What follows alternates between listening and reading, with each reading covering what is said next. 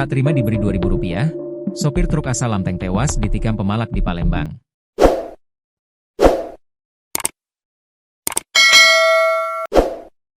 Sopir truk bernama Alkodirin, 45, warga Lampung Tengah, tewas dibunuh pemalak.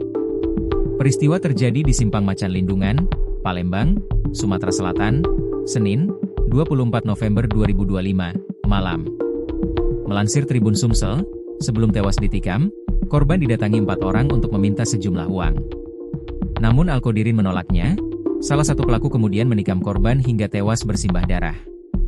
Warga ramai berkerumun di sekitar lokasi untuk melihat, korban yang sudah dalam kondisi terkapar tidak jauh dari mobilnya. Polisi sudah berada di TKP untuk mengamankan lokasi kejadian. Kemudian jenazah korban dievakuasi ke Rumah Sakit Bayangkara Palembang untuk menjalani pemeriksaan forensik. Korban saat itu mengendarai truk bersama keneknya, Husaini. Husaini mengatakan, korban tengah mengendarai truk dari arah Musi 2 menuju ke arah Simpang Macan Lindungan.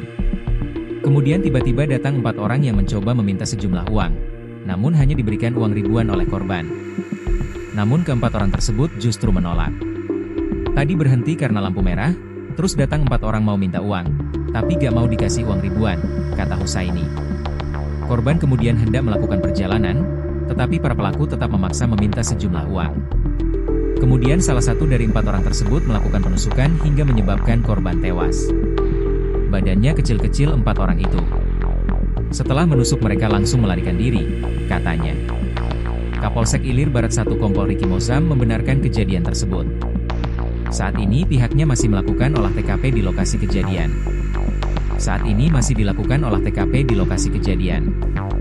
Ia korbannya seorang sopir asal Lampung, kata Riki saat di lokasi. Ia belum dapat memastikan secara pasti siapa keempat terduga pelaku tersebut, apakah pemalak atau siapa. Sebab saat ini pihaknya masih olah TKP dan menghimpun keterangan saksi.